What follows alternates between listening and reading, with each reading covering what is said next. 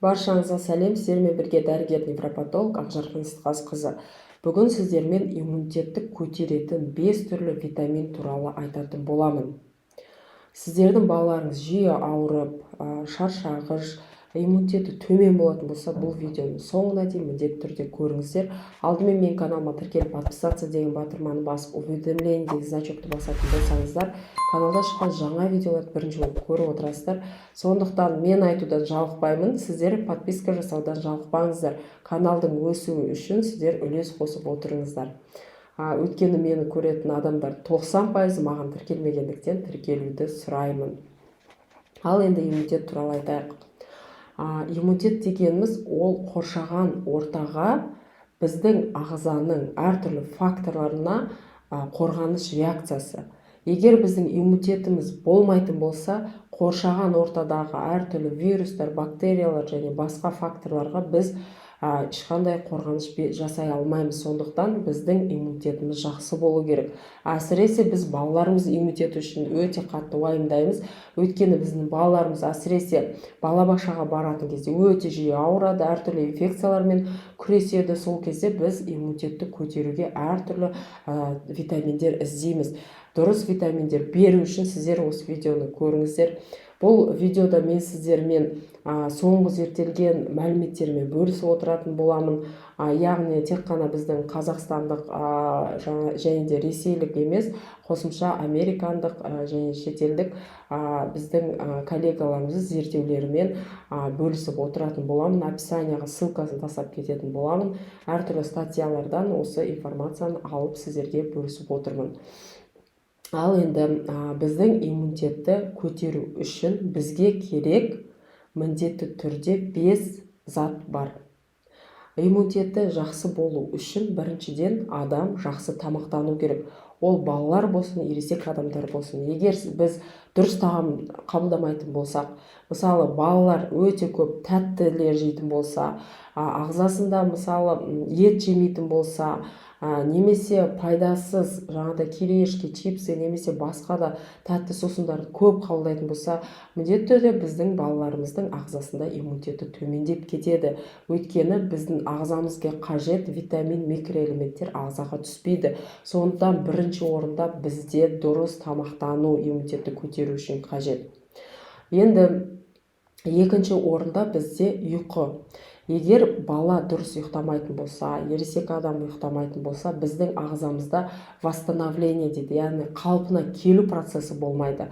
Күндіз бойы жиналған бүткіл отрицательный теріс энергетиканың барлығы бізде түнде басылып, ағзамыз түгел демалып, келесі күнге уже дайын болады. Егер ұйқы дұрыс болмайтын болса, міндетті түрде біздің иммунитетіміз әлсірейді. Сондықтан екіншіден сіздер ұйқыны қадағаларыңыз керек. Балаларыңыз міндетті түрде уақытылы ұйықтап, уақытылы тұру керек. Сондықтан екінші жол бізде ұйқыны реттеу. Үшінші жол ол қимыл қозғалыс. Егер балаларымыздың қимыл қозғалысы аз болатын болса, қазіргі таңда балаларымыз өте аз қимылдайды. Сондықтан біз оларды қандай да бір спорт түріне беріп, таза ауаға серуендетіп, кешкісін немесе күндізгі уақытта балалар жүгіріп, секіріп ойнамаса, онда қан айналым дұрыс жүрмей, баланың иммунитеті төмен түсіп кетеді, бұлшықеттері әлсіреп кетеді. Сондықтан үшінші жол ол қимыл қозғалысты реттеу. Төртінші, иммунитетті жақсарту үшін бізге стресстік жағдайды алдын алу. Қазіргі таңда стресстік жағдайға 21 ғасырда ересектерде, балаларда өте жиі шалдығып жатыр. Ол балалардың садикке бару кезінде де болады. Мысалы, әртүрлі біздің балаларымыз бұрынғыдай емес, өте эмоциональный балалар, школ уақытысында да, мектеп жасында тоже әртүрлі стресстік жағдайларға шалдығуы мүмкін. Сол кезде міндетті түрде біз балалармен көп сөйлесіп, көп балалармен уақыт өткізуге тырысуымыз керек. Стресстің алдын алатын болса, бұл да біздің иммунитетімізге әсер етеді. Стресс бізде бүткіл ғалымдардың дәлелдеуі бойынша барлық ауруға бізге әсер етеді. Сондықтан стресстің алдын аламыз. Ол төртінші жол. Бесінші жол ол гигиена. Гигиена дегеніміз яғни бала уақытылы қолын жуу керек, жаңағыдай көпшілік жүретін жерде маска кию керек, яғни әртүрлі вирустар, инфекциялардан қорғану үшін міндетті түрде бала гигиенаны сақтау керек. Енді осы 5 түрлі сіздер жолды сақтайтын болсаңыздар, онда балаңыздың иммунитеті жақсы болады. Енді біз тамақтану тақырыбына тоқталайық. Қазіргі таңда біз егер баламыз дұрыс тамақтанатын болса, уже иммунитеті жақсы болады. Енді сіздер витаминдердің мысалы біздің ағзамызға керек жаңағыдай түрлерін беріп отырсаңыздар болады. Оның ішінде бізге керек витамин иммунитетке бірінші ол витамин А, екінші витамин В тобы. В тобында бізде бірнеше витамин бар: В1, В6, В12, В9 деген витаминдер. В тобының витамині екінші. Үшінші бізде витамин С, міндетті түрде ағзаға керек ол. Витамин С-ны әртүрлі аскорбин қышқылы, яғни несі сыртына жазылып тұрады, оны уақытылы қабылдап отыру керек бала. Д тобының витамині төртінші, және бесінші Е тобының витаминдері. Бұл витаминдерді сіздер жаңағыдай аптечный дейді, немесе әртүрлі қосымша тамаққа қосымша ретінде берсеңіздер болады. Егер балаңыз мысалы ет жемейтін болса, немесе жаңағыдай аппетиті дұрыс болмайтын болса, жиі ауыратын болса, осы 5 витаминді сіздер міндетті түрде беріп отыруларыңыз керек.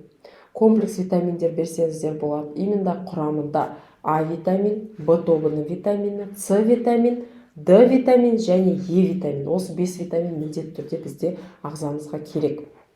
Енді бұл витаминдерді сіздер жаңағыдай добавка ретінде немесе тағам арқылы қабылдап отырсаңыздар болады деп айттым. Бұл туралы біздің ақш-та Оксфорд университетінің зерттеуі бойынша осындай схема жасаған, осындай тағамдарды қолданатын болса, баланың иммунитеті жақсы болады деген.